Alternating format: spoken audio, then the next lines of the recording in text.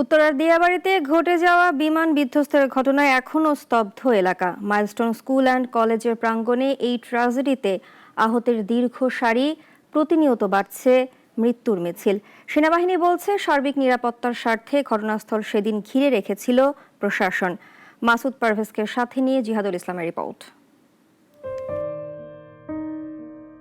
বিমান বিধ্বস্তের ঘটনায় এখনও নিস্তব্ধতা। প্রধান ফটকের সামনে ভিড় করছে স্বজনরা।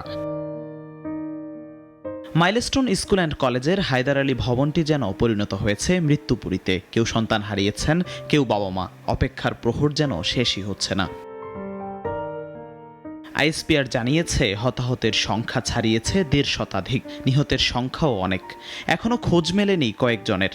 স্কুল কর্তৃপক্ষ বলছে কাজ চলছে হতাহত ও নিখোঁজদের তথ্য সংগ্রহে, আর পরিচয় শনাক্তের পর হস্তান্তর করা হচ্ছে মরদেহ। যুদ্ধবিমানটি বিধ্বস্তের খানিকক্ষণ পরেই সেদিন মাইলস্টোনে সাধারণের প্রবেশ বন্ধ করে দেয় সেনাবাহিনী। প্রশাসনের তৎপরতায় চলে উদ্ধার কাজ। পরবর্তীতে প্রশ্ন ওঠে নিহত ও আহতের সঠিক সংখ্যা নিয়ে। তবে দুপুরে পরিদর্শনে গিয়ে সেনা কর্মকর্তা জানায় নিরাপত্তার স্বার্থেই এমন সিদ্ধান্ত। দুর্ঘটনাস্থল থেকে উৎসুক অভিভাবক বা যারা এখানকার স্কুলের ছাত্র ছাত্রী বা অন্যান্য মানুষজন ছিলেন তাদেরকে দূরে রাখার জন্য চেষ্টা করেছি, যাতে এই আগুনটি ছড়িয়ে পড়ে আর কোনো ব্যক্তি আর কোনো প্রাণ আমরা হারিয়ে না ফেলি।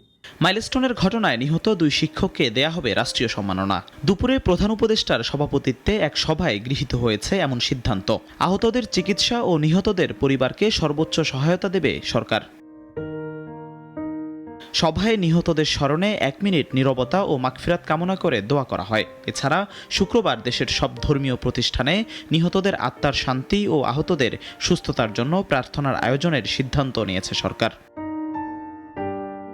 জিহাদুল ইসলাম, নাগরিক, ঢাকা।